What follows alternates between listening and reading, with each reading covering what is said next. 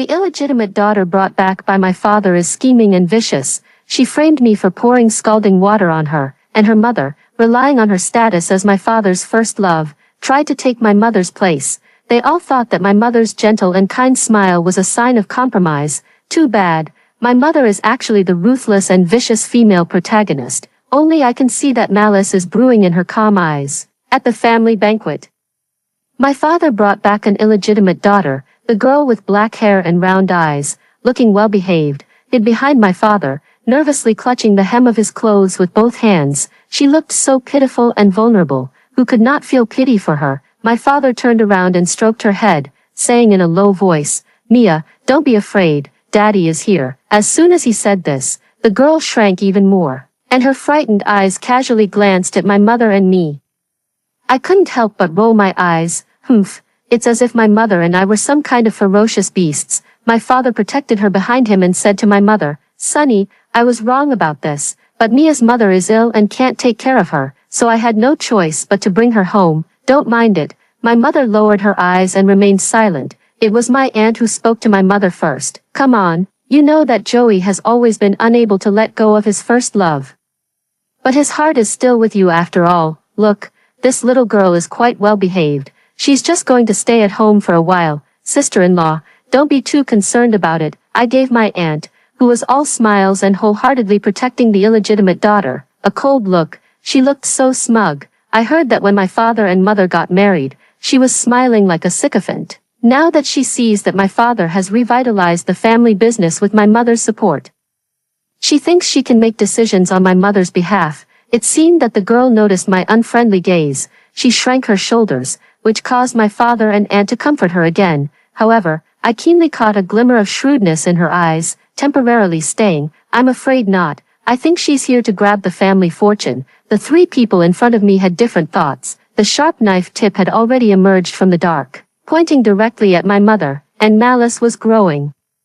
However, my mother just let out a soft laugh. The corners of her eyes turned up, like the tail hook of a scorpion. "Of course I don't mind. She's just an illegitimate daughter." My father and aunt smiled with satisfaction. They thought that my mother, who was always gentle and kind, had compromised. Only I know that this is the way my mother smiles before she steps on someone into the mud. The illegitimate daughter brought back by my father is named Mia. It's a nice name.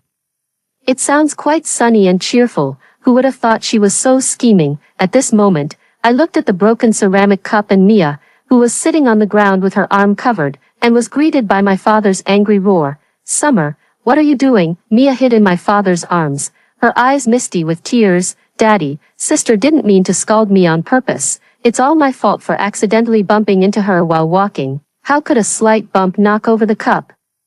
My father carefully held Mia's arm that had blistered from the scald and turned to frown at me. "Summer, it's because Mia's mother is ill that I brought her back. As an elder sister, how can you take your anger out on your younger sister? Whether you did it on purpose or not, apologize to your sister." I was almost laughing out of anger. Without asking one more question, he had already decided that I was the culprit. It seems that this daughter really pleases him. Well, after all, her mother is my father's first love, and my mother was just the object of a marriage alliance that he had to choose when his family business had problems. In comparison, this obedient and sensible girl in front of him really does win his favor, doesn't she? I crossed my arms and said indifferently, "What apology? I didn't pour the scalding water on purpose. She bumped into it herself." My father's face instantly turned cold and stern. He stood up and was about to slap me.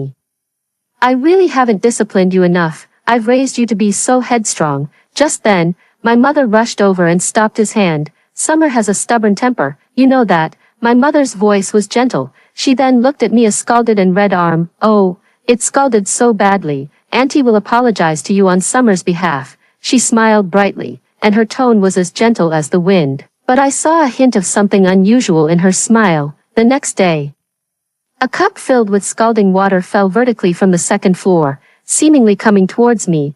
It just missed a bit and hit my father, who was next to me, scalding his entire arm red. My father grimaced in pain. My mother looked at Mia and exclaimed, "Mia, I know your sister was wrong yesterday, but Auntie has already apologized to you on her behalf. How could you throw a cup full of boiling water at her from the second floor?" Mia looked panicked and frantically waved her hands to deny it. It wasn't me, I don't know what happened. Summer was downstairs, and only Auntie was on the second floor. Do you mean that Auntie is framing you? Mia gritted her teeth in anger, with suppressed fury in her eyes. From the angle where my father couldn't see, she looked as if she was going to pounce on my mother and devour her alive. Unfortunately, she couldn't show her anger. After all, she was my father's delicate little daughter. My mother looked heartbroken. Mia, why are you still trying to shirk the responsibility? Look, you missed your target and hit your father, scalding him like this. My father frowned, and Mia had tears in her eyes but couldn't defend herself. She was framed. How pitiful. She was nothing like the scheming girl who pretended to be pitiful and framed me yesterday. My mother smiled again. The smile was quickly wiped away, and she returned to the look of being full of worry. Come to think of it, it was Summer who hurt Mia first. It must be because she didn't have any siblings before and now she doesn't know how to get along with others.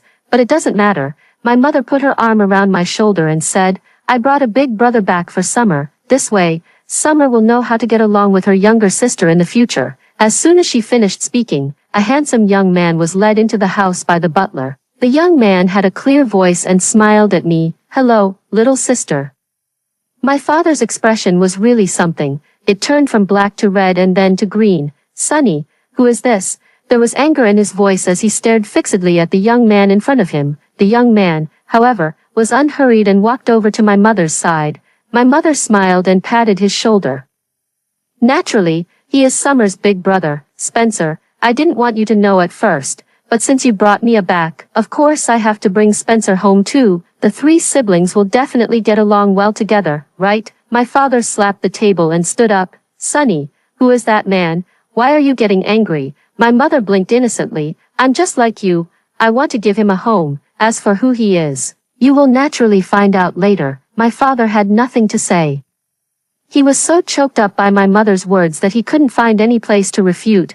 My mother ignored him and enthusiastically led Spencer to the room to sort out his things. Looking at Mia's funny appearance of biting her lip and glaring at me, I couldn't help but laugh out loud. Get along well, my dear little sister. She naturally wouldn't get along well with me and would only keep causing trouble. Spencer's things were gradually brought in, including many heavy books. Mia smiled sweetly.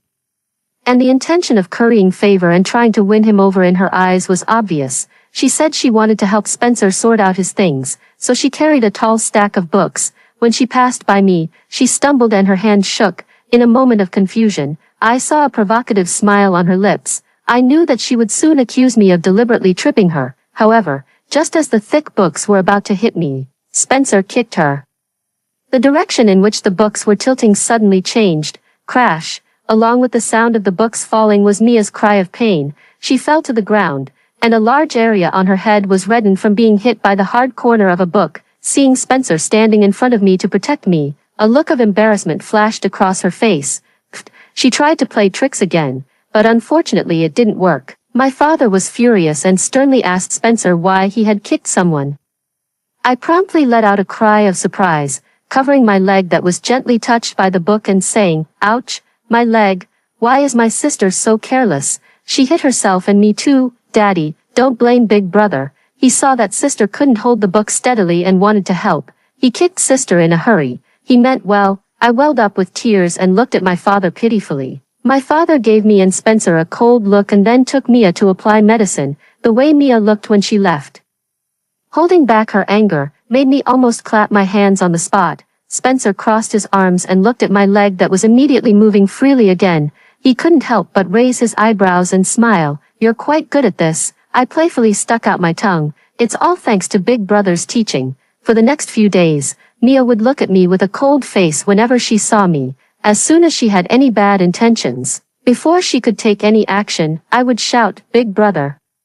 As soon as Spencer came, she would behave herself, but although she seemed to be well behaved on the surface, she must have come up with some new schemes behind my back. I pretended not to see through her thoughts and happily held my birthday party. At the banquet, several large tables were filled with my classmates, friends, and my father's relatives. My aunt had a ruddy complexion and was chatting with my father's relatives. Mia was wearing a simple t-shirt and white pants, forming a sharp contrast with me, who was carefully dressed up. She looked like an innocent and pure little flower. My aunt pulled her and introduced her to those uncles and aunts, completely ignoring my mother's feelings. Humph, my mother doesn't have many relatives. After my grandfather passed away a few years ago, my aunt has not taken my mother seriously at all. She doesn't seem to remember who gave her brother support and helped the James family rise again. This is Joey's little daughter. She's very well behaved and has good grades. Mia, quickly show your certificates and awards to these uncles and aunts. However, Mia looked embarrassed and stammered while trying to decline. Only after being pressed did we find out that her certificates and awards had long been torn up and scribbled all over with lipstick. Who did it? Oh, it was me, the jealous and petty person. But I clearly haven't even stepped into her room. I looked coldly at the two people who were putting on this good show to ruin my birthday, thinking that this was what they had been waiting for me. Seeing that I was calm and composed, Mia produced another piece of conclusive evidence. Sister's lipstick was left in my room. I'm returning it to sister today, she said in a weak voice and timidly handed me the lipstick. It was indeed mine. It was a birthday gift given to me by my desk mate last time. It was a customized one and even had my name engraved on it. Looking at it this way, it really seemed that I was jealous of my sister and deliberately destroyed her things to embarrass her. After all, who would tear up their own certificates and awards? There was a moment of silence around us. After a while, one of my classmates recovered from the shock first and asked me in a low voice, Summer, although she is an illegitimate daughter, it's not nice of you to do this. As soon as this was said, the people around us quickly started whispering and stealing glances at me from time to time. My aunt even chimed in, Summer, even if you're dissatisfied with your sister, you can't do this. My father had no expression on his face and patted Mia's shoulder to comfort her. The meaning was very clear. A look of triumph rose in Mia's eyes, as if she thought she had avenged the suppression I had given her these days. If you're too happy too soon, you'll fall hard. Oh, sister. I don't remember going to your room and leaving this lipstick there. I pretended to be surprised and turned my gaze to Spencer. Sister, did you remember wrongly? Did you pick it up somewhere else? Summer's lipstick was lost. I've been looking for it for a few days but couldn't find it. I wonder where Mia picked it up. Spencer's expression was indifferent, and he exchanged a glance with me. Mia quickly said, I found it in my room. Big brother, don't you believe me?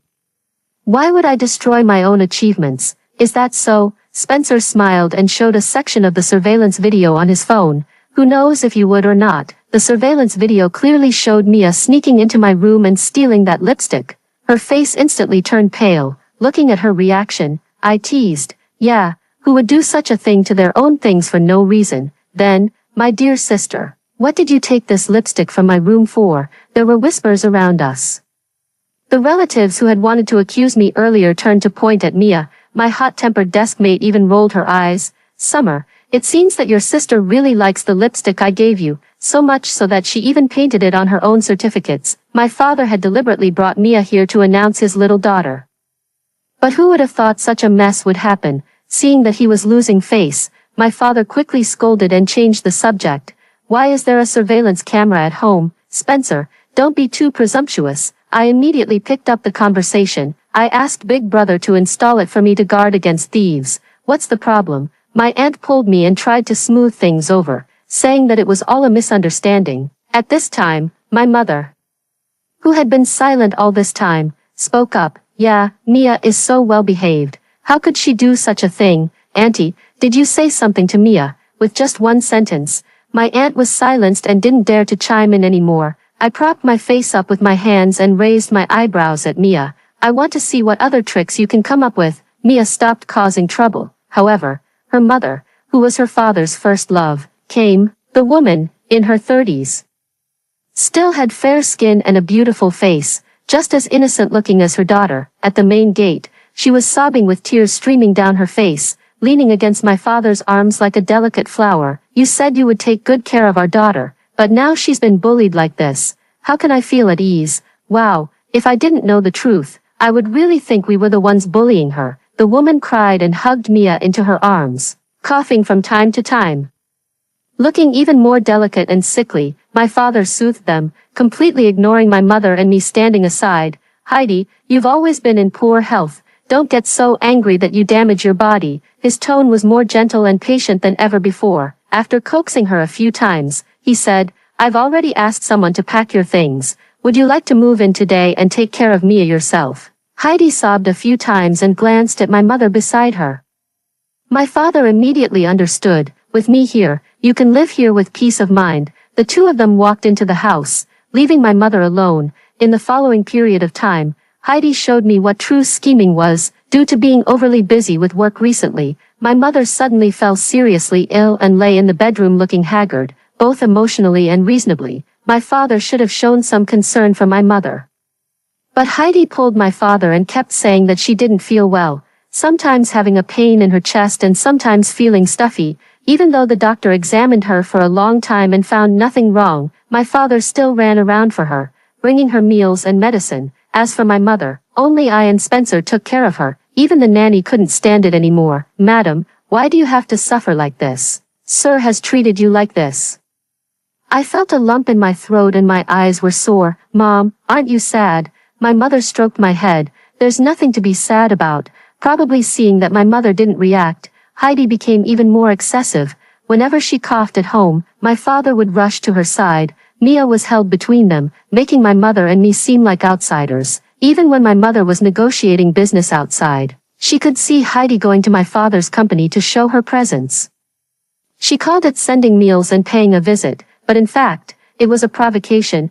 My mother instantly became the target of discussion among the two companies and even in the business circle, until one day, Heidi said she didn't feel well again and asked my mother to get the medicine for her. My mother didn't say a word and threw the medicine into the trash can in front of her. So, for an entire afternoon, all I heard was Heidi's sobbing. That night, my father pulled my mother into the small garden outside the villa for a conversation. I hid in the corner and watched as my father revealed his calculations. Sonny, you must have been uncomfortable these days and don't want her to stay at home, but I really feel sorry for Heidi. When you wanted to marry me back then, I was forced by my family to break up with her. So what? My mother asked. When I was with you, you didn't tell me you had a girlfriend, bringing up this matter now. What do you want to do? My father quickly said. I don't mean anything else. I know you've helped my business a lot. I also know that you love me very much. After all these years, I also have feelings for this family. After considering for a while, my father continued, Look, Sonny, you signed this document, and I'll use it to coax her, then she'll be willing to leave. My mother signed it. My father left satisfied, and a few days later, Heidi and Mia moved out of the house. Everything returned to peace, as if my father had never brought them home. However, this peace was shattered at a business banquet. My father, with a gloomy face, found my mother who was chatting happily in the crowd. That document was fake. Did you play some tricks? My mother's tone was innocent. What tricks did I play? The document of voluntary property transfer was switched. The one you signed has no legal effect. My father grabbed my mother's hand.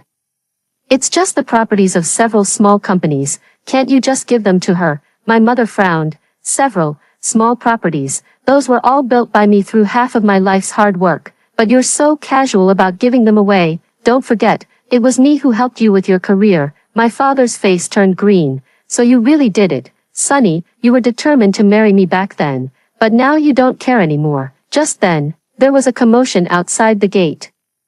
And the cries of a woman came. Sonny, you're such a vicious woman. Joey and I were deeply in love back then. You took advantage of his family's business decline and forced him to marry you by offering help as a threat, stealing my lover away. Now you're still pressing on step by step. Do you want to force me to death? She was twisting the truth. It was true that my mother helped with the business, but the so-called forced marriage was false.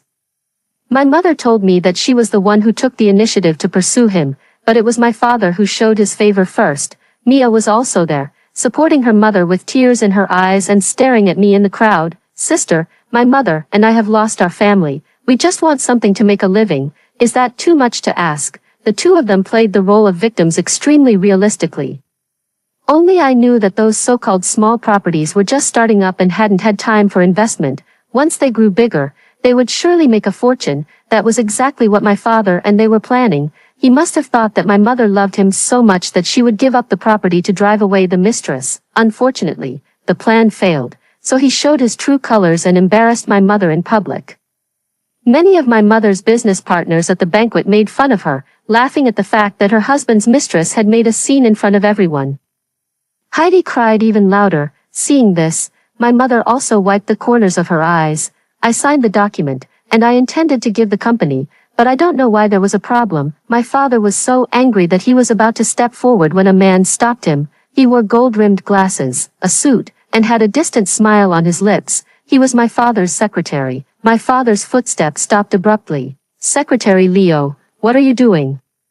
The man with an elegant demeanor took another step forward, completely blocking my mother behind him. "Secretary Leo, it's been a long time." My mother peeked out from behind him, with a hint of cunning in her eyes. "There's a problem with Joey's document. Do you know what's going on?"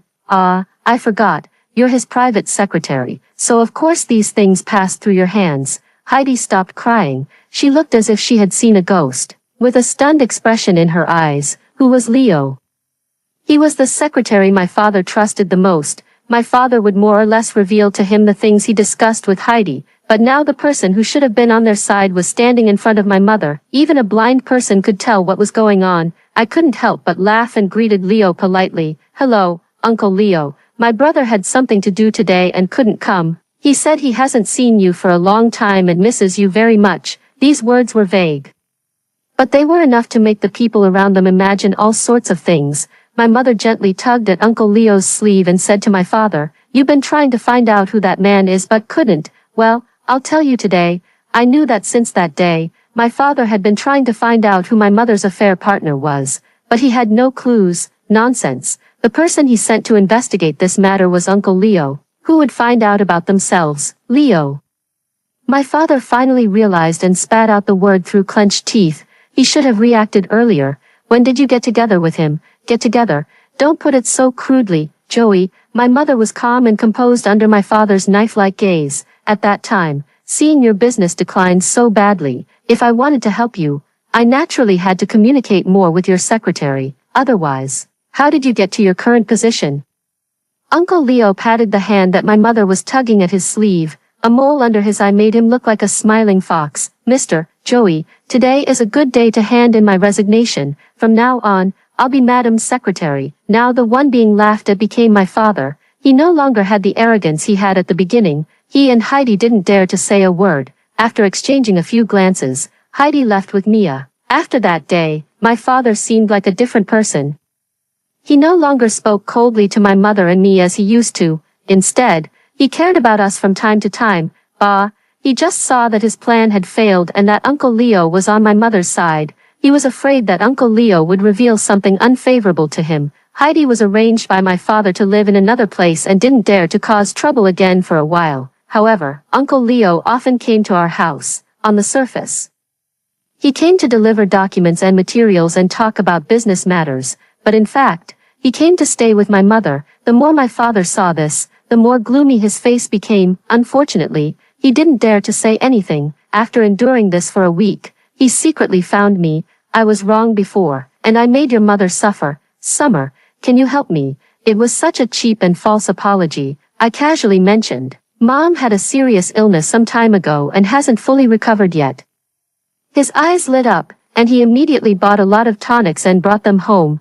There was a lot of noise in the kitchen, and he brought out a bowl of stew, but my mother just glanced at it and then looked away. I took a look and, wow, there were red dates. My mother was allergic to red dates. Once she accidentally ate some, her whole body immediately became red and itchy, and she was sent to the hospital. After being together for so many years, my father didn't even know that she was allergic to red dates. It was really sad. That bowl of soup was left aside, and my mother didn't look at it again. It was not until Uncle Leo came to deliver the materials again that he told my father why my mother didn't drink it. "Mr. Joey, if you don't know anything, how can you do something good?" Uncle Leo's tone was calm, but it made my father lose face. My father remained silent and watched as Uncle Leo placed the cordyceps and chicken soup he brought on the table and served a bowl for my mother. I leaned close to my mother and waved to Spencer. "Brother, come quickly, Uncle has cooked delicious soup." Spencer, dressed in casual clothes, walked over slowly and called Uncle Leo. "Dad." My father's face became even darker, and he slammed the door and left. Looking at it this way, we were the harmonious family, and my father was just a clown.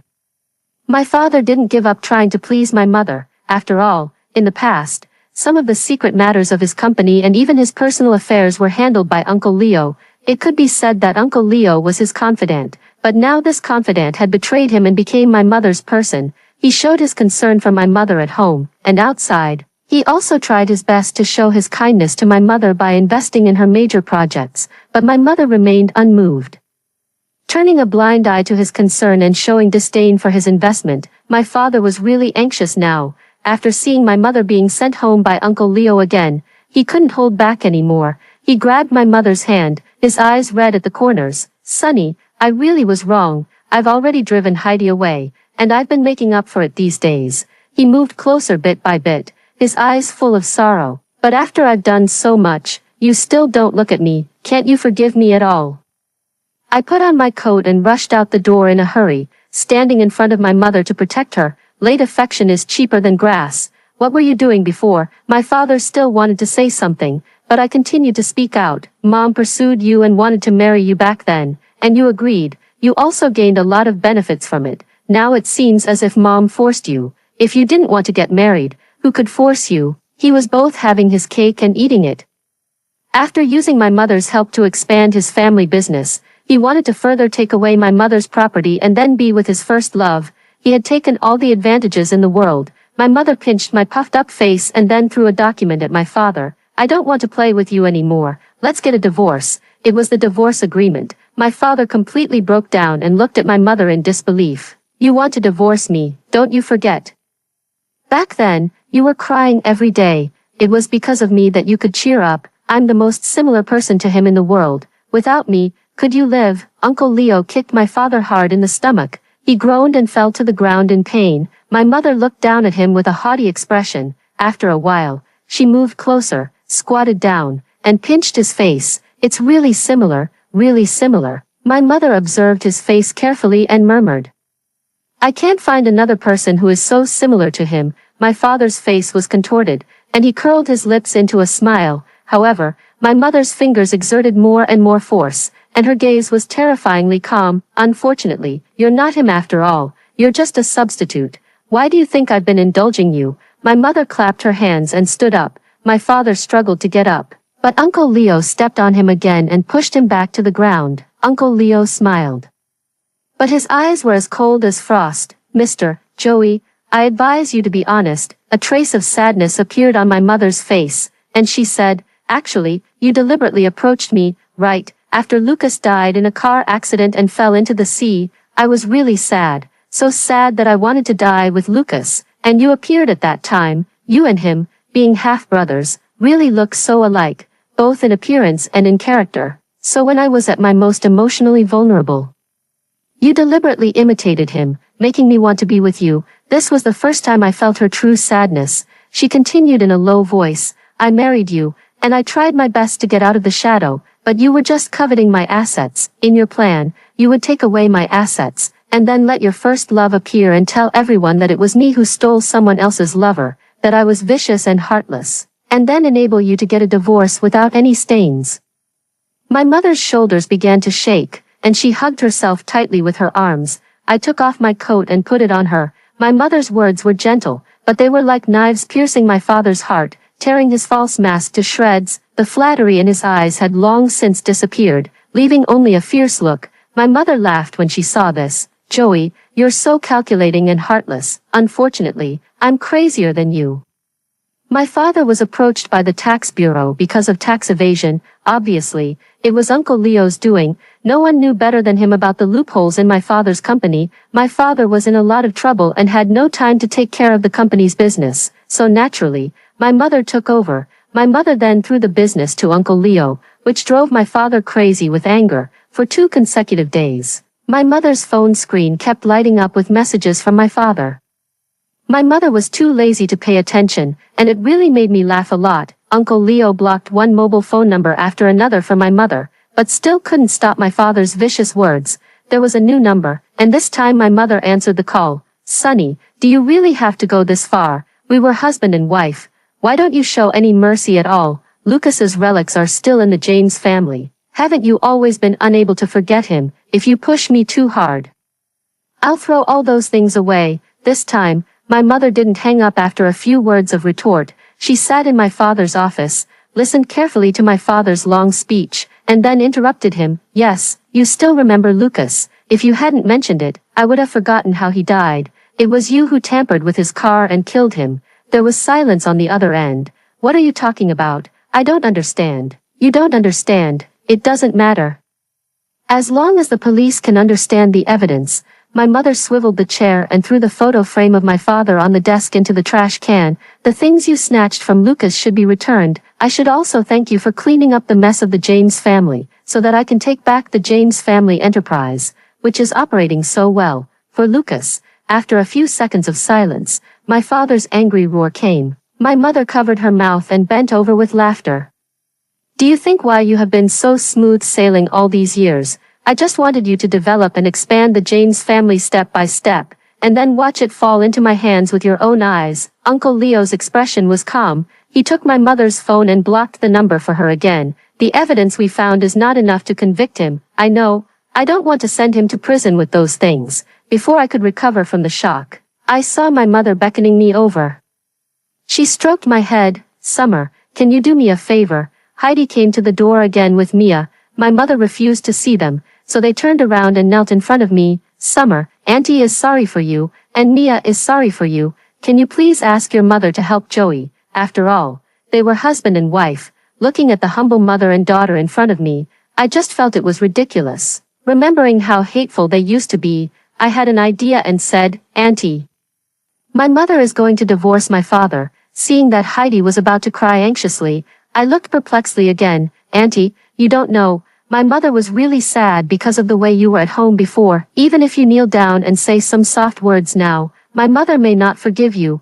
I looked at Heidi with a worried expression. After hesitating for a moment, Heidi raised her hand and slapped herself in the face. Miss Fong, I was wrong, seeing that I didn't say anything.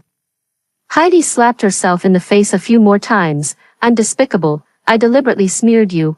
I'm shameless, and I still wanted Joey to cheat you out of your property. The slaps were clear and crisp, and I felt a burst of pleasure when I heard them. Heidi's face was already red and swollen, which was shocking. But how could this be enough? My gaze shifted to Mia, who already had tears all over her face. I squeezed out a few tears and looked more aggrieved than her. Mom is sad, and I'm sad too.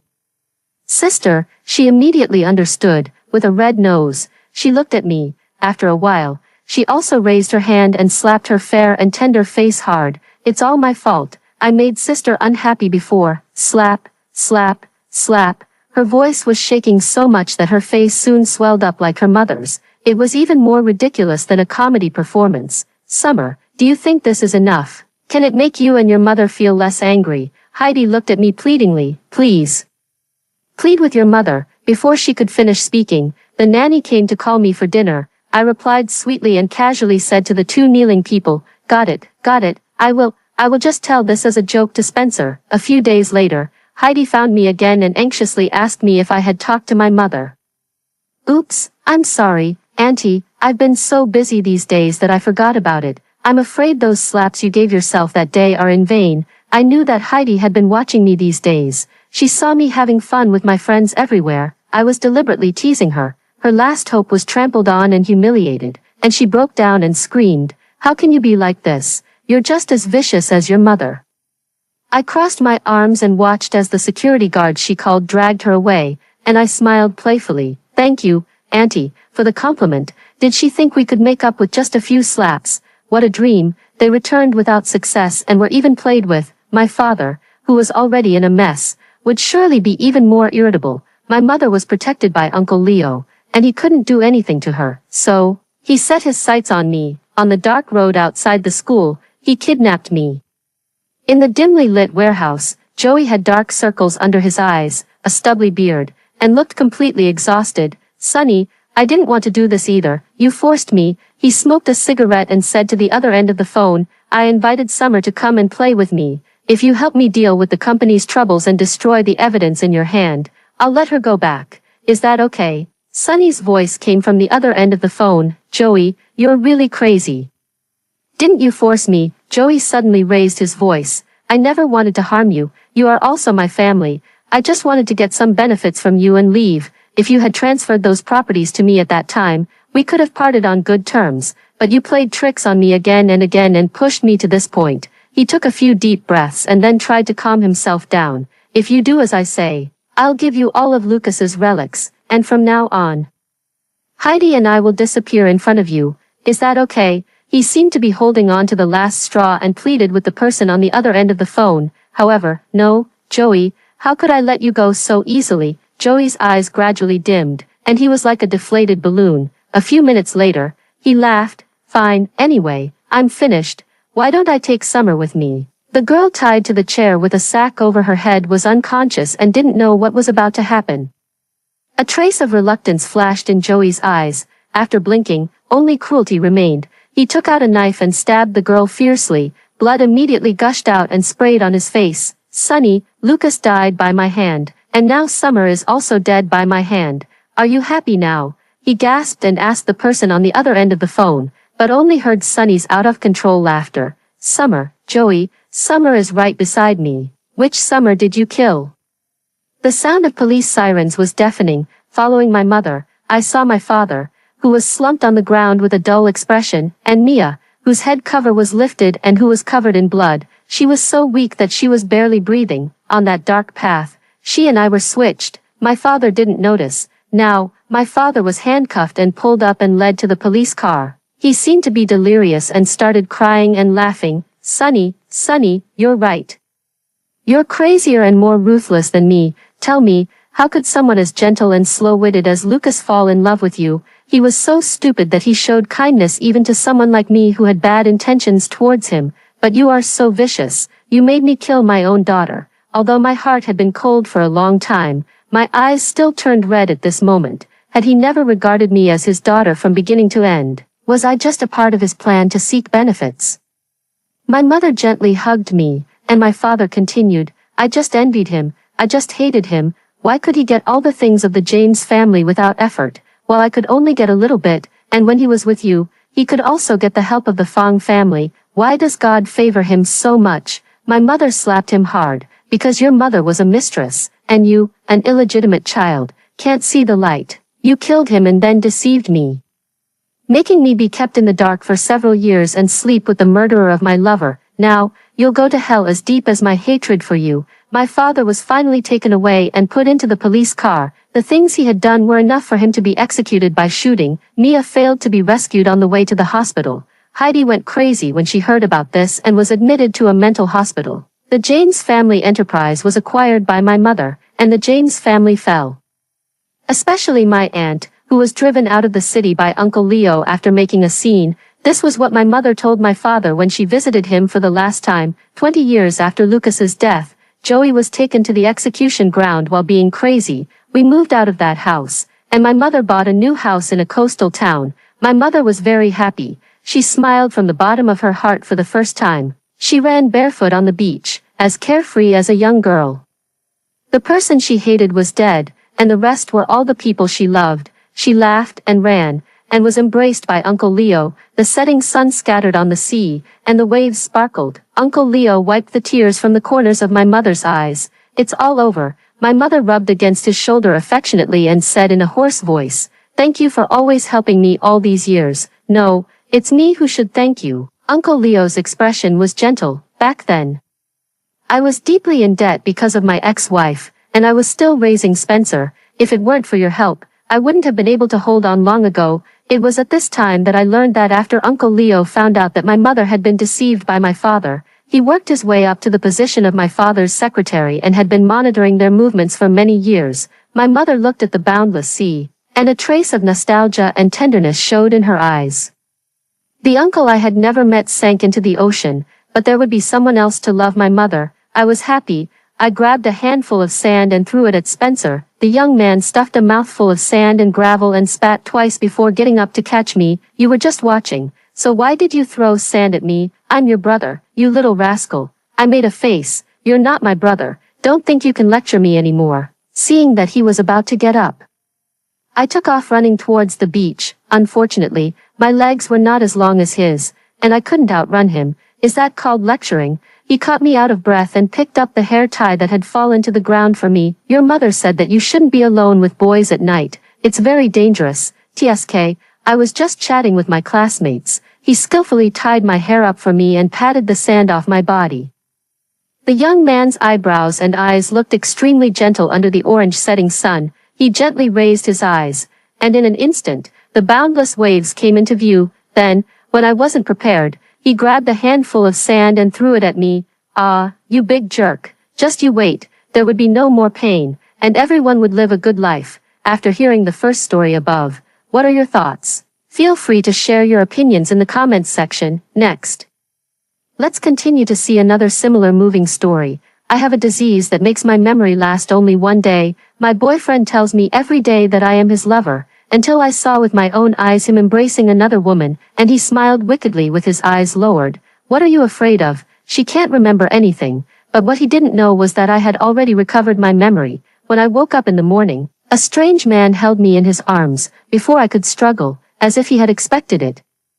He said, "Monica, I'm Kevin." I stiffened and looked up at him. He opened his eyes and met my gaze. There was still a trace of tiredness from just waking up in his eyes. "You are my Kevin's lover. You've forgotten me again, haven't you?" His tone was natural and lazy. I slowly lowered my guard. "Should I remember you?" Kevin sighed, buried his head for a few seconds, and then sat up. His hair was messy, but it still didn't affect his overall good looks. He reached for his phone and used my fingerprint to unlock it. On the phone screen appeared a picture of the two of us snuggled together. In the picture, I was leaning on Kevin's shoulder, smiling brightly. Monica will always love Kevin. I was a bit surprised. I didn't have this scene in my memory, nor did I have any memory of Kevin. Kevin turned off the screen and threw the phone aside. He casually pulled me into his arms and lay down again, speaking vaguely, "Be good and sleep a little longer." I couldn't fall asleep in Kevin's arms. After his breathing became steady, I got out of bed carefully. There was a small note pasted by the bedside. "Don't forget Kevin." I looked back. Kevin was closing his eyes, with his eyebrows slightly furrowed. He didn't seem to be sleeping soundly, not only at the bedside, but I could see such small stickers all over the room. I leaned on the sink and fell into deep thought.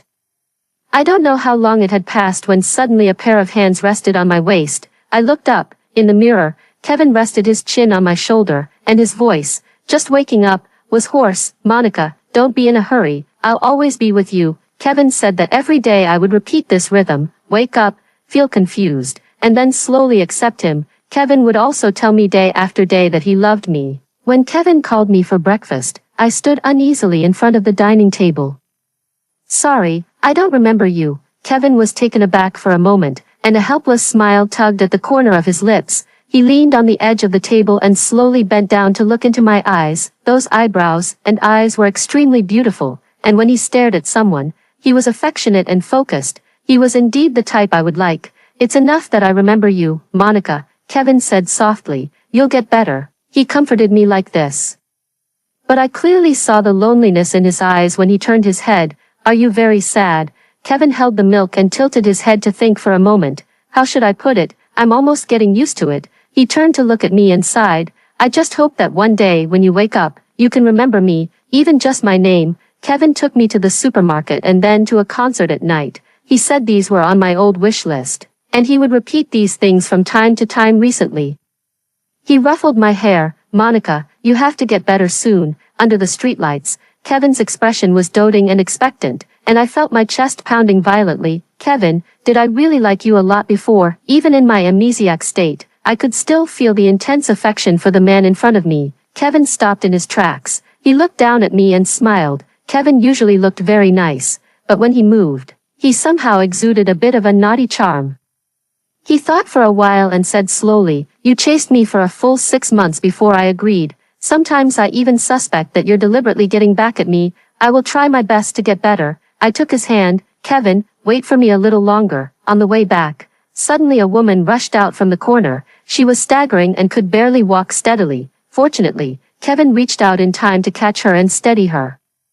She had a pure and innocent face and tilted her head to smile at Kevin. "Thank you." Kevin also looked down at her. After they looked at each other for a few seconds, Kevin said in a deep voice, "You're drunk." "Being drunk is good." The woman laughed loudly. "Anyway, no one cares about me. It's better to be drunk, then I won't feel bad." For some reason, I felt that the atmosphere between her and Kevin was a bit subtle. Kevin held her arm tightly and didn't let go. After a while, he said, "It's not safe to drink at night. Go home early." The girl didn't answer him. Instead, she looked at me. "You're so lucky. My boyfriend doesn't want me anymore." I was still confused, but I said honestly, if he doesn't want you, then you don't want him either. There are plenty of men. There's no need to make yourself suffer. Yeah. Her tone suddenly became cunning. How can someone who is eating sugar feel the bitterness? Kevin suddenly became impatient and let go of her hand. Monica, let's go home. After we got home, Kevin's face didn't look good. He leaned on the sofa, and the game controller in his hand made sounds. After the TV screen went black, he clicked his tongue, casually threw the game controller aside, and lay back. What's wrong with you? Sensing his emotional fluctuation, I walked over. Kevin regained his composure. He held me in his arms. Monica, don't leave me. I really like you. I broke free from his arms and looked at him, curiously asking. Kevin, that girl, do you know her? Kevin's expression didn't change, and he said calmly, I don't know her. She was just drunk. Before I could speak, Kevin kissed me. He mumbled, Monica, don't leave me. I woke up in the morning with a groggy head. Kevin got up very early today. Hearing the commotion, he came over and stood at the door looking at me. Monica, good morning. I'm Kevin. I sat on the bed in a daze. Watching Kevin come over and look into my eyes, he said gently. You've forgotten me again, haven't you? As usual, he showed me a video of me and Kevin. I looked up at him and didn't say anything. I watched as he led me to the table and handed me a cup of hot milk. There was also a note pasted on the edge of the table that read, Monica should eat on time and love Kevin, as if afraid of scaring me. Kevin said softly, don't be afraid, have breakfast first, I'll explain to you later. I sat at the table, picked up the milk, and swallowed it slowly. My mind was in chaos. Before I could finish the milk, just as I was about to speak, there was a knock on the door. The knocking was very rhythmic, 2 knocks at a time. Kevin held the milk and looked over with a heavy gaze. The knocking continued. Kevin was silent for a moment. He didn't seem to want to open the door, nor did he want to ignore it. He seemed to be deep in thought. He withdrew his gaze and turned to meet my eyes. I'll open it, Monica. As soon as I stood up, Kevin pushed me back down. I'll do it, you eat first. His tone was natural. After saying that, he walked towards the door. The door was opened a small crack. I shifted my position and looked over. Behind the door, I saw a familiar face. It was the face of the woman from last night. My hand holding the milk trembled uncontrollably. I didn't know what they were talking about. Kevin suddenly slammed the door shut. Who was it? I don't know, Kevin explained calmly. They knocked on the wrong door. Looking at Kevin's natural expression, my heart skipped a beat. An indescribable feeling swirled in my chest. In fact, just now, I didn't have time to tell Kevin. I could remember what happened yesterday. I lowered my head and didn't say anything, feeling the milk in my hand gradually losing its warmth. She even came to find Kevin without changing her clothes. Kevin was only stiff for a moment and quickly returned to normal. He smiled at me, and his actions and expressions showed no signs of anything amiss. It was as if he was really facing a stranger. I looked up at the door, and an unknown emotion fermented in my heart. After the meal, Kevin said he would cut some fruit for me. When he opened the refrigerator, he found there was no fruit. He put on his coat and went out, on a whim. I walked to the window and looked down. Kevin's figure soon appeared below. After a few seconds, suddenly a figure rushed out from the side. Her target was clearly Kevin. My hand gripping the window sill involuntarily tightened. Kevin obviously noticed her too, but he stood still. The moment the girl approached, he suddenly sidestepped. The girl missed and fell to the side. Just as she was about to fall, her body stopped in midair. A pair of hands firmly grabbed her arm. In the end, Kevin didn't let her fall to the ground. It was too far away, and I couldn't hear their conversation, but somehow, I felt that the girl was smiling at that moment. Kevin came back. He was carrying a bag of fruits. He cut a fruit plate in the kitchen himself. From my perspective, his profile was smooth, and he looked focused and serious, as if sensing my gaze. Kevin looked up at me and curved his lips, while eating the fruit plate. I wondered if the gaze of loving someone could also be faked. I couldn't tell. I was particularly quiet today. Kevin touched my forehead and asked if I wasn't feeling well today. I nodded slightly. His expression suddenly changed, and he said nervously, "Where do you feel uncomfortable? Why didn't you tell me?" I touched my chest and looked up at him. "Here, it feels very stuffy." Kevin was suddenly taken aback. "Kevin, will you also lie to me?" Kevin stared at me blankly. His eyes were very clear, reflecting my appearance. The room fell silent. Kevin was very smart. He countered, "Monica, you saw it. didn't you? Don't think too much. He raised his hand to tidy the ends of my hair, and his voice was very soft. I do know her, but if you don't like it, I won't see her again in the future, okay? I didn't mean to hide it from you. He spoke so sincerely that I couldn't tell whether his words were true or false. At night, Kevin stood by the bedside and turned off the lights. Monica, it's time to sleep. I looked up at him. Aren't you going to sleep? Kevin was amused by this. I still have to work. My dear, you go to sleep first. Kevin closed the door softly and went to the living room. I closed my eyes and tossed and turned in bed, unable to fall asleep. My memory now only lasts for 2 days, and I don't know anything. Kevin hasn't mentioned a word about the cause of my amnesia, but my current state seems to be recovering gradually. However, my heart was beating extremely fast. And I always felt that I had missed something. I don't know how long it had passed when there was another knock on the door. It was especially clear in the silent night, 2 knocks at a time, tapping. I suddenly opened my eyes, and at that moment, the knocking stopped. Instead, there was the sound of the door opening and a clear female voice. Kevin, she was here again. I got out of bed and opened the bedroom door. There was no sign of Kevin in the living room.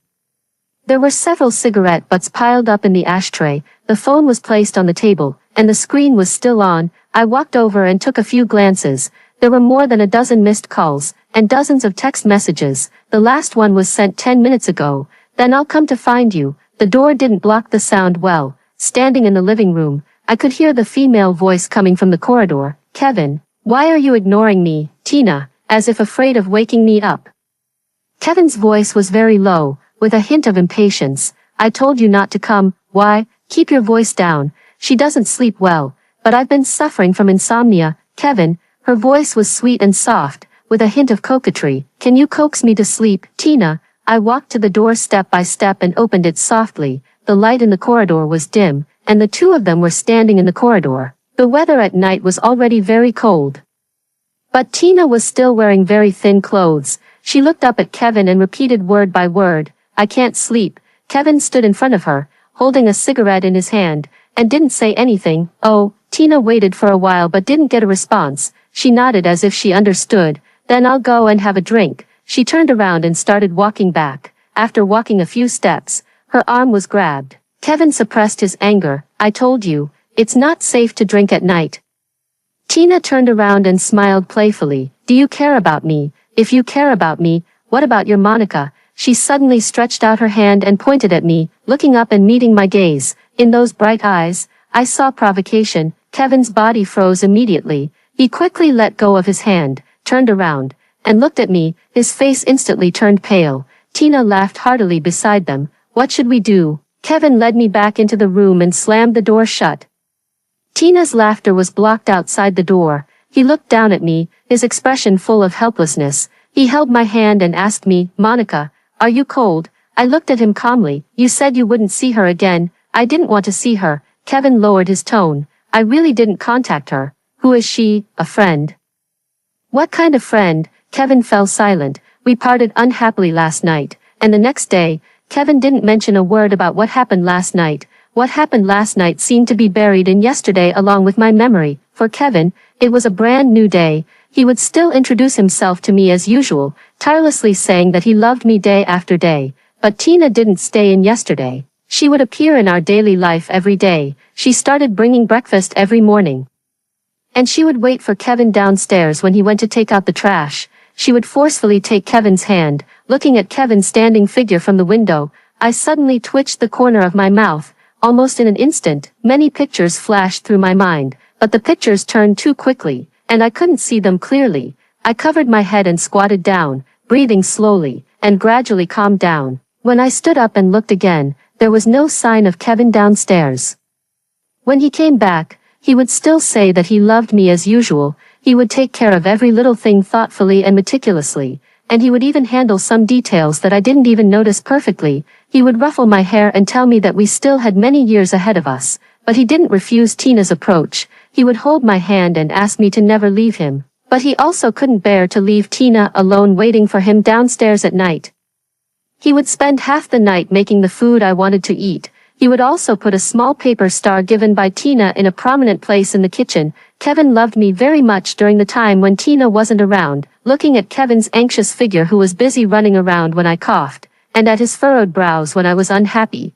I suddenly felt confused. Tell me, can a person fall in love with two people at the same time? The wind was bitterly cold that morning. Tina was carrying breakfast.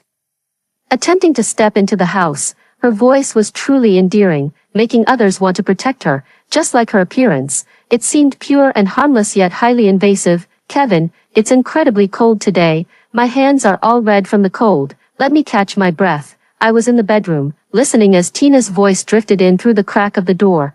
Previously, Kevin's interactions with her had always taken place downstairs. This was the first time Kevin made a concession.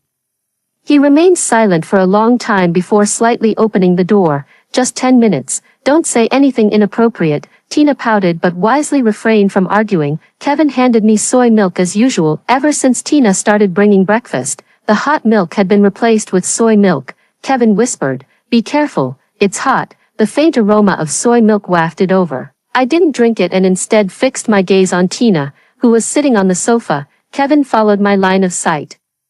His eyes devoid of any emotion, lying came easily to him. He said calmly, "She's here to pick up something. She'll leave soon." "Hello." Tina tilted her head towards me. "I'm Kevin's friend." She deliberately paused for a second before the word friend, as if dwelling on a particular connotation. With her immaculately clean features, her words seemed incredibly innocent. She leaned on the sofa casually, as if she were in her own home, expressionlessly. I knocked over the soy milk. Kevin turned around and asked, "Monica, did you get burned?" "I think the soy milk tastes strange," I said indifferently, lowering my eyes. "I can't eat it." I returned to my room, crouched down, and held my head. Hearing Tina's provocative tone, numerous images seemed to flood back to me. The image of Kevin feeding Tina cake. The image of Kevin and Tina locking eyes. The image of Tina hugging Kevin from behind, pleading with him not to leave. I thought I should stay put for a while to allow my memory to fully recover. I needed to know how much Kevin had hidden from me. Kevin's knocks on the door grew more and more urgent. Eventually, he took out the key and opened the door. His voice was filled with fear. "Monica, what's wrong?" After a moment, I looked up at Kevin. "I don't like soy milk. I want porridge." Without hesitation, Kevin went downstairs to buy some. Before leaving, he gave Tina a suggestive look, probably telling her not to say anything out of line. Tina sat on the sofa, sipping soy milk leisurely. After finishing, she took out a piece of candy from her pocket. She stared at me, slowly tore open the wrapper, and popped the candy into her mouth. The crisp sound of her teeth biting into the candy echoed in the room. She licked her lips slightly and dropped the wrapper on the floor. "It's really sweet. Do you want some?" "However, I only have one piece. Sorry about that." Seemingly worried that Tina might say something, Kevin returned quickly. He was carrying porridge, breathing slightly heavily. "Monica, with or without sugar?" "I bought both. Which one would you like to drink today?" I shook my head. "I don't want to drink it anymore." Kevin was taken aback for a moment. He placed the porridge on the table. "It doesn't matter. You can drink it later. I'll reheat it if it gets cold." He spoke in a doting and natural tone, but Tina's expression changed. She turned her head away irritably and let out a snort. Kevin turned to look at her. "You can leave now." Tina was coming more and more frequently. I could clearly sense the change in Kevin's feelings for her. Perhaps Kevin had feelings for her all along, which was why he allowed her to show up again and again, under the pretext of being friends. They behaved freely at home. Tina would greet me politely in front of me while secretly tugging at the hem of Kevin's shirt behind my back. I even saw her feed Kevin a piece of cantaloupe in the kitchen. Kevin didn't refuse. He merely frowned slightly but still opened his mouth to eat it. I silently looked away and rushed to the bathroom, where I vomited profusely. My memory was slowly returning. Everyone who knew me in college was aware that I liked Kevin. Just how much did I like him back then? Because of a single word from him, I would leave the school in the middle of the night to bring him a bottle of drink at the internet cafe.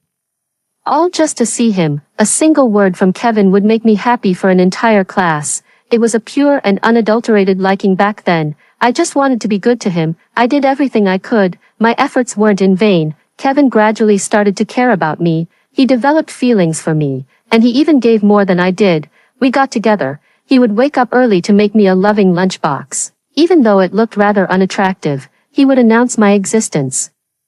Making sure everyone knew that I was Kevin's girlfriend, I was never absent from his plans. He seemed like the perfect boyfriend, flawless. I thought we would be together forever, until Tina showed up. At the moment she appeared, I didn't notice Kevin's gaze. If I had been more observant, I would have seen the strange emotions in Kevin's eyes. Tina was his first love from his youth.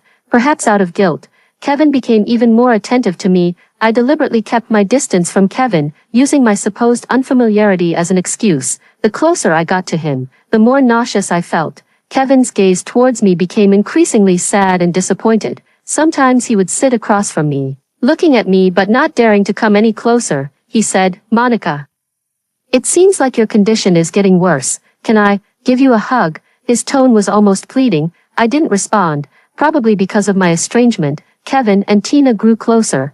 He transferred the emotions he couldn't get from me onto Tina. Tina had an innocent appearance, but she knew better than anyone how to manipulate Kevin's feelings. Just as Kevin began to notice her emotions, she disappeared. This on-off approach seemed to drive Kevin crazy. Tina was gone for quite a while. When she came back, I could feel the obvious emotional turmoil in Kevin. Kevin was probably really starting to like her. Strangely, Kevin's love for me didn't diminish at all. He was still as considerate and attentive to me as ever. Tina came back again. When Kevin received Tina's call, he was visibly startled for a second. Tina could now come and go as she pleased. Her attitude towards Kevin suddenly turned cold. Compared to her previous aggressive pursuit, she now adopted a more alluring approach.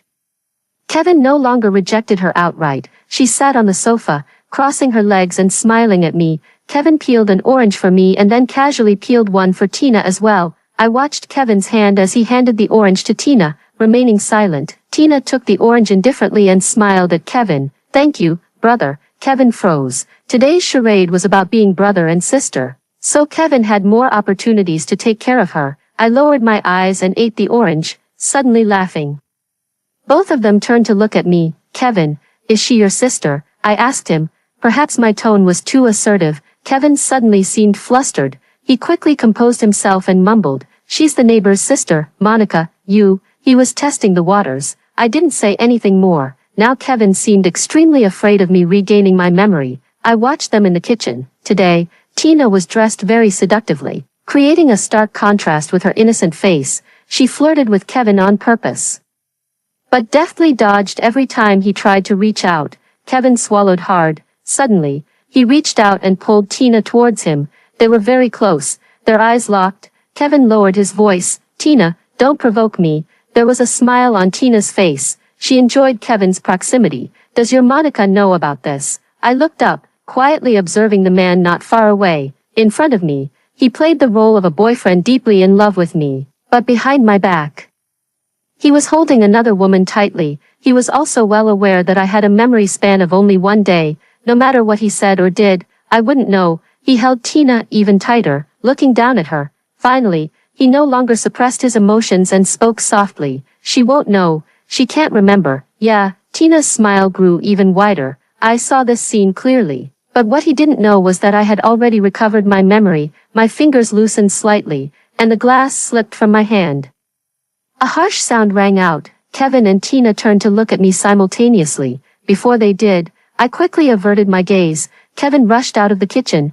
He nervously checked if I had been cut. Sometimes men are truly terrifying creatures. He was right in front of you, yet you couldn't tell whether he was acting or not. Just like now, the worry in Kevin's eyes was genuine, and his fear of me getting hurt was also genuine. If I hadn't seen it with my own eyes, I probably wouldn't have believed that the words just now came from the man who seemed so focused on me. I stared at him blankly. "Are you really worried? What are you talking about?" Kevin furrowed his brows.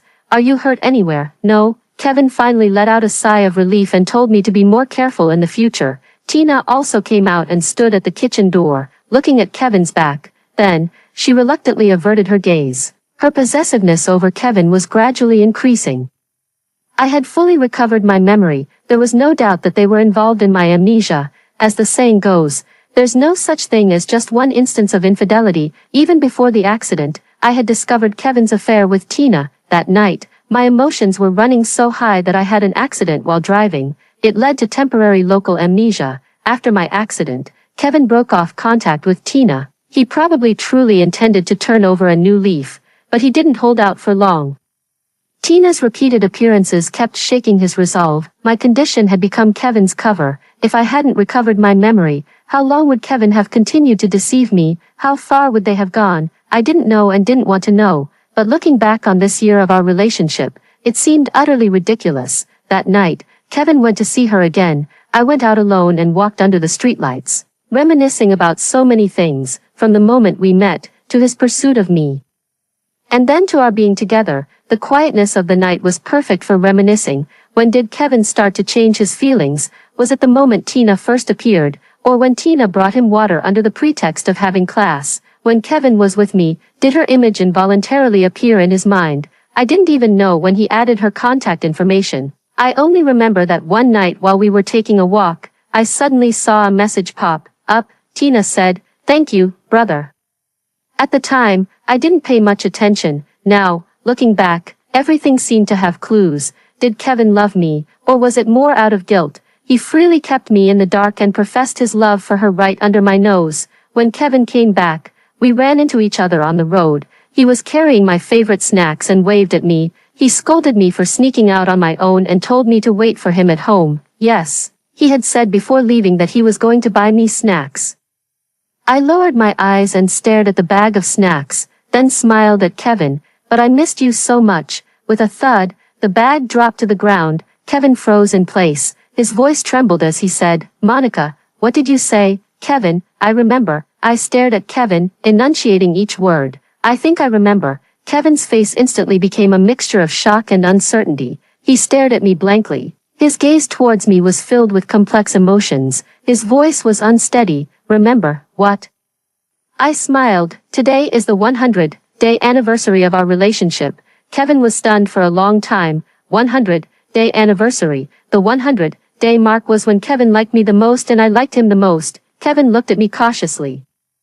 After confirming several times that my memory was once again in disarray, he let out a sigh of relief. I leaned on Kevin's shoulder and tilted my head to ask him if he would only like me forever. He looked down and met my gaze, answering without hesitation. I smiled happily. Kevin smiled too, seeing my expression. He reached out and patted my head. "Monica, what about you? Will you love me forever?" "Of course." I stared into his eyes and answered just as firmly. "I will love you forever and never leave you. We'll get married and have our own life. We'll be together for a very long time." Kevin looked at me, his eyes ablaze. As if those scenarios had already come true, a smile spread across his lips. He promised softly, "I will love you for a long time too." Kevin became increasingly attentive to me. He wouldn't even let me touch hot water on my own. While sitting on the balcony, basking in the sun, I would sometimes think back to the past.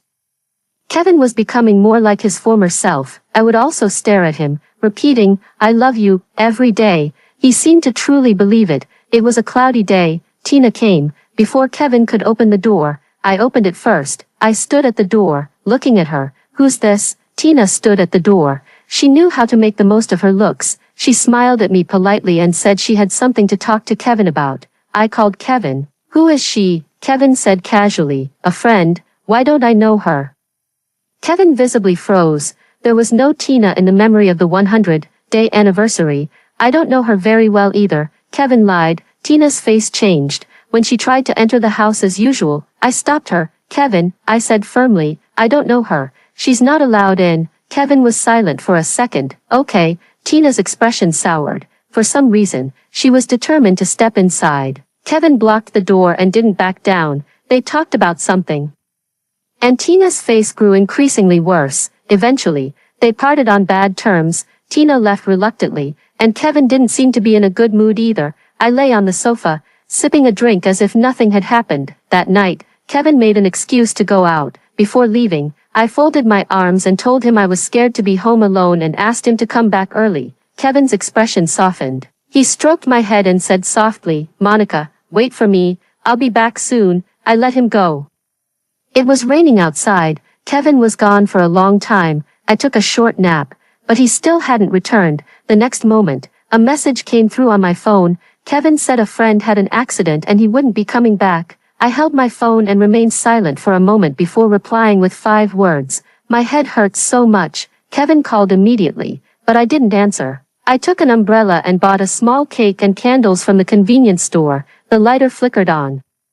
I recorded a video. Under the dim yellow light, the candle flames flickered slightly. I forced a smile at the screen. Kevin, it's your birthday today. I went downstairs to buy a cake, but the cake shop was closed. This was the only one I could get. Where are you? Why haven't you come back yet? My head hurts so much. My phone is about to die. The power is out at home too. Where are you? After sending this, I turned off my phone. Kevin came back very quickly. He was drenched in rain, and the hair on his forehead was wet. He pushed the door open violently and met my gaze as I sat on the sofa. I was holding a cake. Looking up at him, I mumbled after staring for a while, "Why did it take you so long to come back?" Light from the corridor seeped in. Kevin's brows slowly knitted together. He took a deep breath, strode over, and hugged me tightly. "Sorry, Monica, there won't be a next time." I asked Kevin to blow out the candles. I told him it was the first birthday I'd spent with him. Guilt seemed to overflow from his eyes. While he was cutting the cake, I secretly checked my phone. Tina had sent a screen, full of messages. The moment her call popped up, I muted my phone and stuffed it into the crack of the sofa. After doing that, I looked up and met Kevin's eyes. There was warmth in his eyes. "Monica," he said, "we'll have many more birthdays to spend together in the future." I nodded gently. Kevin murmured softly as if talking to himself, "I won't leave you this time." The strategy of playing the victim works wonders on someone filled with guilt. I played the same trick again. I waited for Kevin in the wind on his way home. Kevin's eyes turned red when he saw me. After that day, it seemed he stopped contacting Tina. I secretly checked his phone. Tina's contact had been blacklisted at some point. Kevin was still carefully preparing dinner in the kitchen. I tossed my phone onto the sofa and let out a sarcastic laugh. Tina came again. This time, there was no calm expression on her face. She asked Kevin what he meant. Kevin blocked the doorway and subconsciously glanced inside. He said indifferently, "It means nothing. Don't contact me anymore. Don't contact you." Tina was incredulous. "Then what was all this between us recently?" "I've said it before. Monica is my girlfriend." Kevin's voice carried a hint of impatience. "Don't come to find me anymore." "Was what you said about breaking up with her and being with me a lie too?" "Tina, stop making a scene." Kevin's voice was very low. "Monica is sick. I won't leave her. I just want to take good care of her now." Tina lost control of her emotions. She sobbed. "What about me?" Tina and Kevin argued for a while. She tried every means, both tough and soft. I knew Kevin wasn't a loyal person. I stared at the two of them downstairs, biting down on a piece of candy noisily without saying a word. Tina liked to come in the evening, usually around the same time. One evening, I sent Kevin to buy something on a street quite far from the community. Before leaving, Kevin hesitated. "That place is rather far. I want to eat it." "Okay, then wait for me, Monica." Kevin finally went out. After seeing him walk away, I put on Kevin's coat and went downstairs. Sure enough, I ran into Tina at the entrance of the community. She stared at the coat on me, and her face suddenly changed. After all, she had given this coat to Kevin. I sent Kevin a message. "A girl is coming to find you, Kevin. She's so aggressive." Right after sending it, I saw Tina approaching out of the corner of my eye. She stared at the coat and laughed. "This coat looks familiar. My boyfriend has one too. What a coincidence." I smiled at her. "This is my boyfriend's. Your boyfriend." Tina mumbled these words and sneered. Tina sized me up, and her eyes became provocative. "Forgot to introduce myself. My boyfriend's name is Kevin." I froze in place just right. Tina curled her lips. "You probably don't know that your boyfriend likes me, do you?" I frowned. "What are you talking nonsense about? Kevin only loves me." "Love you?" Tina laughed. "Is it love or guilt? Can you tell the difference?" Of course Before I could finish, she suddenly reached out and yanked the coat off me. Holding the coat, she looked down at me. "You don't deserve to wear it." As if finally being angered, I raised my hand and slapped her. There was a clear smack. She was slapped sideways. She stood there, stunned, and didn't notice the figure approaching quickly from behind. My fingers went numb from the slap. Looking at her, I raised my voice. "I don't believe it. Kevin only loves me. He said he wants to marry me. I trust him." Tina's breathing became rapid. She cursed under her breath. Just as she was about to raise her hand, her arm was suddenly grabbed. As if sensing something, she turned around and met a face that was extremely cold. "Kevin." Kevin pulled me behind him and said word by word. "Who allowed you to come?" Tina's eyes immediately turned red. Can't I come? What did you say to Monica? Kevin seemed really angry. His fingers holding mine were trembling. I made it clear that night. I love Monica. I will love her from now on. Don't bother us anymore. Tina's face turned deathly pale. Looking at Kevin, she suddenly sobbed. Can you really forget me? Is it just guilt you feel for her? You love me the most. Kevin pulled me back a step. He said coldly, you're overthinking. With these simple 4 words, Tina couldn't hold back her tears. Kevin took me back to the room. As soon as we entered, I shook off his hand. Who is she? An ex-girlfriend. We broke up a long time ago. Kevin lied effortlessly. Did she bully you, Monica? I'm sorry. I won't let her appear again next time. I'll handle this properly. Don't think too much. Trust me, okay? When Tina came for the last time, she was much calmer. She didn't throw a tantrum or talk nonsense. She just stared at Kevin silently. For a long time, she asked him, do you really not love me anymore? Kevin, this is the last time. I just want an answer. Kevin was holding a cigarette and answered without hesitation, yes, I will have only one love for the rest of my life. It's Monica. Tina stared at him, stubbornly refusing to cry. After a long while, she gritted her teeth and said, then I'll punish you. You'll never get me again. Tina left. A few days after she left, she suddenly sent Kevin a text message. Kevin was taking a bath. I picked up his phone and took a look. Tina had sent a long message. I skimmed through it and was a bit surprised. Tina said she was giving Kevin one last chance. 3 days later, at the entrance of the Civil Affairs Bureau, if Kevin didn't show up, she would marry a man 10 years older than her. I stared at the screen and smiled silently. Women in love are the most foolish. They try to make a scoundrel change his mind by harming themselves. I picked up the phone and replied expressionlessly with 4 words. Happy wedding, then I blocked the number. Tina really got married. I could hardly keep up the act anymore. Without contact with Tina, Kevin had been even more perfect than when we first got together during this period. He had truly achieved loyalty and love. That night, I told him we would get married next month. He happily agreed and tried to kiss me. I dodged. I always refused him by saying I wasn't feeling well. He respected my decision completely and never overstepped. Kevin became more and more dependent on me. He had truly fallen in love with me completely. It was rare to see a prodigal turn back. Kevin had been acting strange these days. When I opened the door, the room was pitch black. Suddenly, a glimmer of light slowly appeared, and then candles were lit one by one. Many people suddenly emerged in the room. Some had familiar faces. They were probably Kevin's friends. In the candlelight, Kevin walked out holding a huge bouquet of flowers. He looked extremely happy today.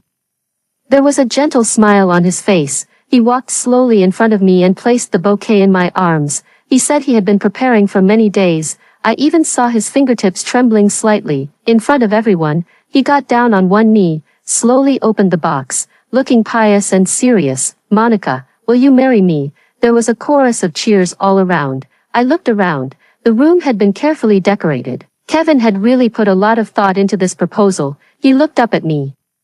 His eyes were brighter than the candlelight. Monica, I gently took the ring. Before Kevin could stand up, I threw it out of the door. The sound of the ring hitting the ground wasn't very loud, but it drowned out the cheers in the room. The room fell silent instantly. It was terrifyingly quiet. Everyone froze in place, with only the candle flames flickering. I stared at Kevin's face and said word by word, Kevin, let's break up. Kevin's face turned deathly pale in an instant. His voice trembled. What? Break up? My voice was extremely clear in the room. I stared at his face, enunciating each word clearly. I said, we're breaking up. I kept our memories at the time when we liked each other the most. I pretended to be deeply in love with Kevin. I wanted him to fall in love with me again in this atmosphere, and then leave him when he loved me the most. I succeeded. Kevin seemed crazy. He grabbed my hand, and his breathing was unsteady. Monica, stop joking. That night, I didn't say anything. I just slowly pried Kevin's fingers apart. Then I turned around and walked out of the door. After that day, Kevin started trying to get back together with me frequently. He never understood why we broke up like this. He blocked me at the door. After a few days, he looked much more haggard. His voice was hoarse when he spoke. Monica, why did we break up? Did I do something to make you unhappy? Was the proposal too sudden? But didn't you say you wanted to marry me that night? Can I do it again? Monica, don't talk about breaking up, okay? He tried hard to find any excuse to reconcile, leaning against the wall. I watched him in a fluster and slightly twitched the corners of my mouth. Do you want to know why? Yes, it's simple, I said casually. I'm tired, don't bother me anymore. The light in Kevin's eyes gradually dimmed. He also laughed. It's not funny, Monica. I don't like this joke. Don't leave me, okay? His voice was choked with sobs, more humble than ever. Please. He touched his chest. Here, it hurts so much. I can't sleep well at night. Really, I squeezed past him. But what does it have to do with me? Before I walked a few steps, Kevin's voice suddenly came from behind. Monica. His voice trembled. Have you recovered your memory? I stopped in my tracks and looked back at him. Recovered? I laughed. What do you mean by that? Kevin frowned.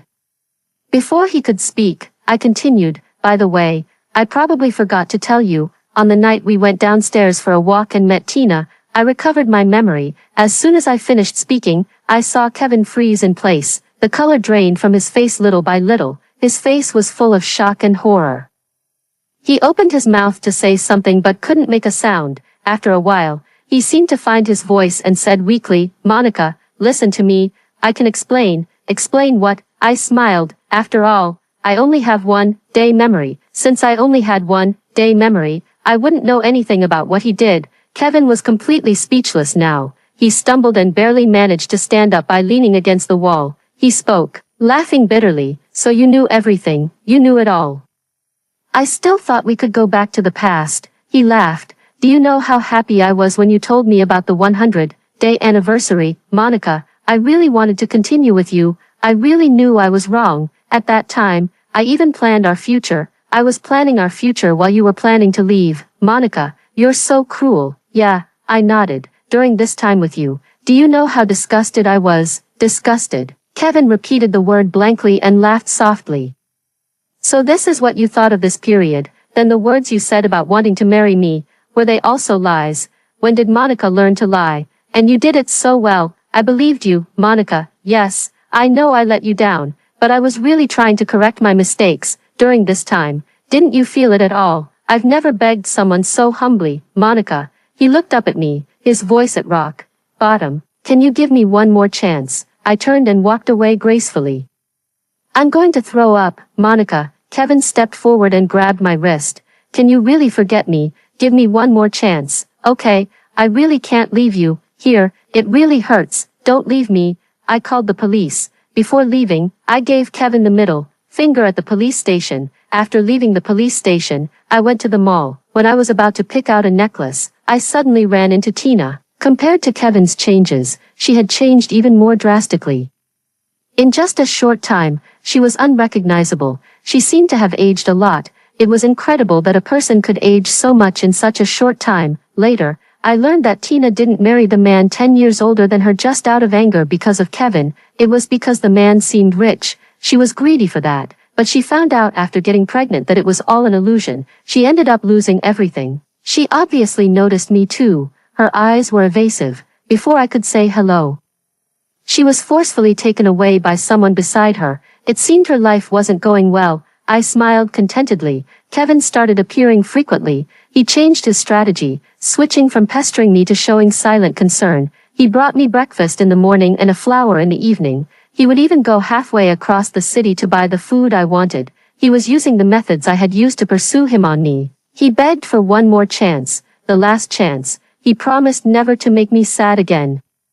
He wrote a long apology letter, but I didn't open it. Instead, I threw it into the trash. When I looked up again, I met his hurt gaze. He smiled and waved at me. Monica, good evening. Kevin persisted for even longer than I had imagined. He even got my name tattooed on his body. But I had reached the point where I felt annoyed just at the sight of him. The hurt I endured during that period couldn't be mended with just a few simple words of apology. I admit I was in the wrong about this. But I truly know I made a mistake. Kevin's eyes were red, and he hugged me tightly, his voice choked with sobs. I really wanted to marry you, Monica. Please, can you give me one more chance? Instead of pushing him away, after a long moment of silence, I whispered in his ear, this Saturday, wait for me here. I can think about it. Kevin was so overwhelmed that he couldn't speak clearly. After a long silence, he nodded. Monica. I interrupted him in time. Let's talk about it then. There's no need to say anything now. On Saturday, it started raining in the morning. By noon, it was pouring heavily. When I arrived at the station, I noticed that Kevin had made many calls. Without saying a word, I turned off my phone and threw the SIM card out of the window. I left this city. I moved to a city by the sea. It was the kind of city I had always liked. I don't know how long Kevin waited that day, but I didn't care anymore when I had nothing to do and went to the beach. I liked to sit on the sand, quietly listening to the sound of the waves, and then let out a long sigh of relief. This relationship, with all its ups and downs, had occupied my youth. The moment my memory recovered, I did consider breaking up with him immediately, but I still chose to hide my recovery of memory. If I broke up with Kevin, he would still have others to choose from. I don't think I'm someone who is generous enough to wish others well. I want him to remember the moment I leave for the rest of his life. I want him to fall from the highest point. Tina chose to marry someone who wasn't suitable for her out of a fit of anger. Her married life wasn't good, and Kevin seemed as if his soul had been sucked out. He was listless and couldn't muster up any energy all day long. After separating from Kevin, I felt as if I had escaped from a sea of suffering. I traveled to many places, experiencing and admiring the scenery that I had never seen before. I felt genuinely happy and relieved from the bottom of my heart. Life is long. I'm going to start afresh and embrace the life that belongs to me, starting from this very moment.